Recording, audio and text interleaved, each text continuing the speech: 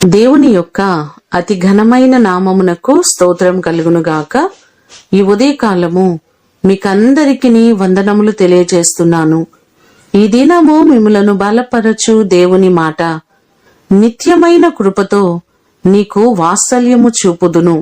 యెషయా గ్రంథము 54వ అధ్యాయము 8వ వచనం. నిరంతరమైనటువంటి కరుణను, కృపను చూపే దేవుడు ఆయన మన ఎడల దయ చూపిస్తున్నారు కనుకనే ఇంకనూ మనము క్షేమస్థితిని కలిగి ఉన్నాము.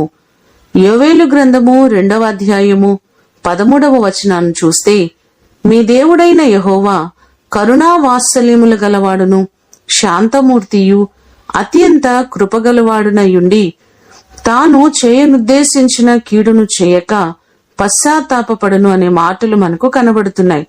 మనము మంచివారము కాకపోయినా, యోగ్యులము కాకపోయినా ఆయన తన కనికరము చొప్పున, కృప చొప్పున వాత్సల్యము చూపుతున్నారు.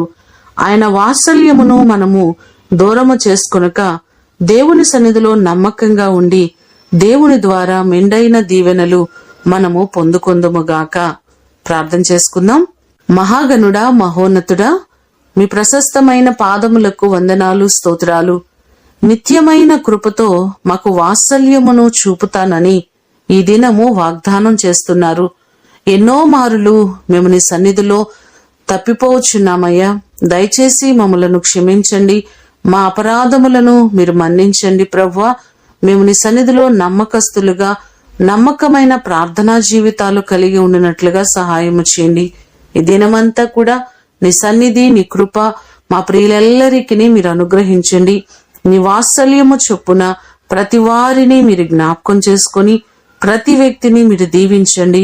కరుణను, మీ కృపను ప్రతి వారికి మెండుగా మీరు అనుగ్రహించమని యేసు అతి ఘనమైన నామమున అడిగి వేడుకొని పొందియున్నాము తండ్రి.